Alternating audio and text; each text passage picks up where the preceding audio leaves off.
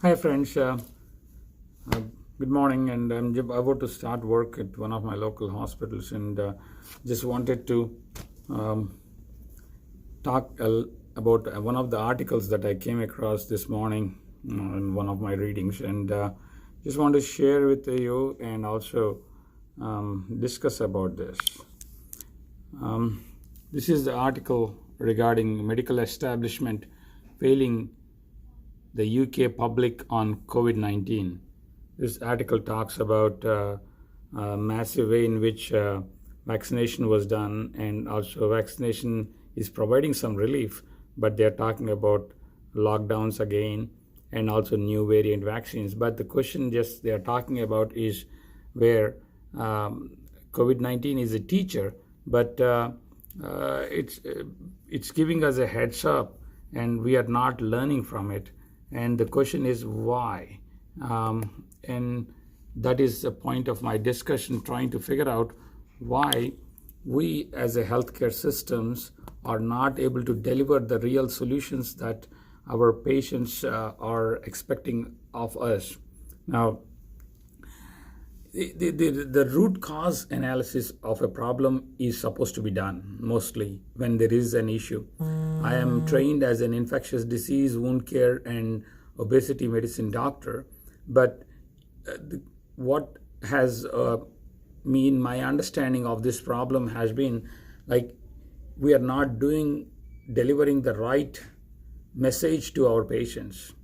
And what I see is a process wherein our physicians and our clinicians are not empowered, and also there are multiple hurdles in their learning and then communicating with their patients.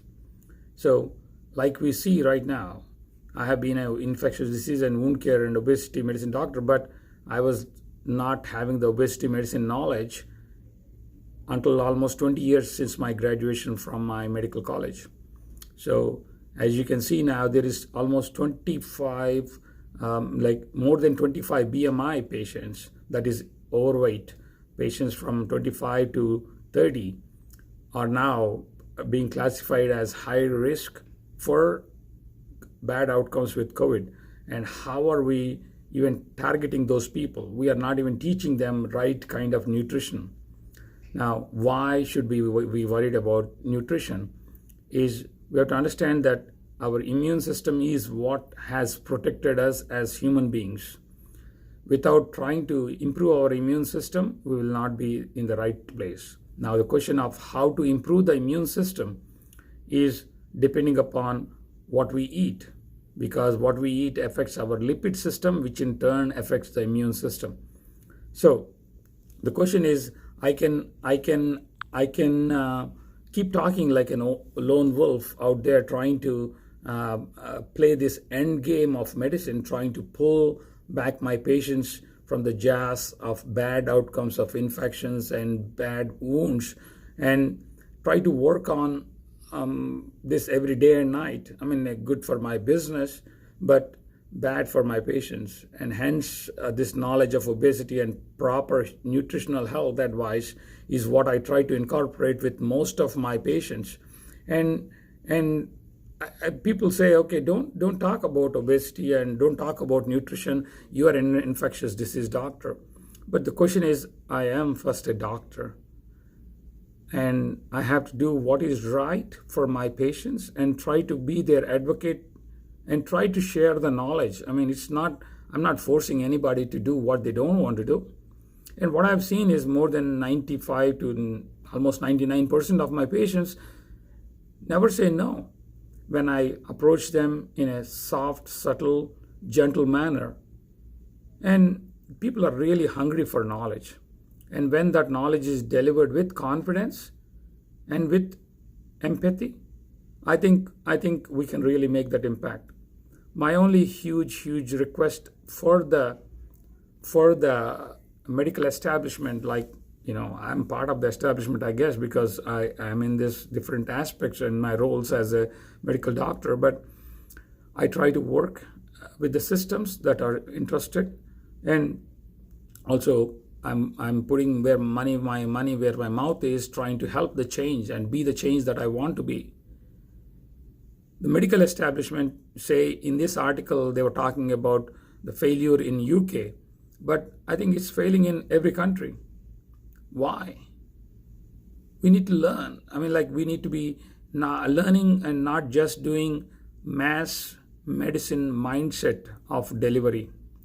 We need to understand that we have to deliver N equal to 1 medicine. That is, we need to understand that each one is a bio-individualized person who responds differently to different stressors or different influences of environment, lifestyle, and genetics, which along with the microbiome that we have and the lipid system and the immune system that makes the outcomes that happen.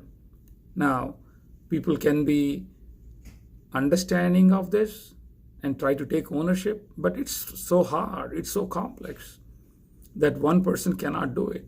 We need a systemic approach wherein doctors, I have to be empowered with real knowledge so that we can communicate, we can personalize, we can make the patients realize, implement, and reevaluate.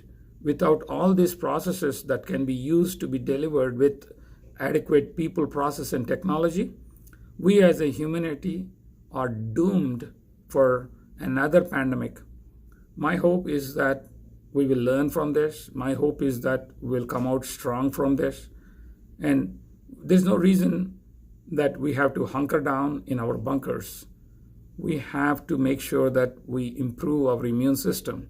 We need to go back and live the life that we are supposed to live and make this a better life and deliver, because we have only one life. So we need to fight this out.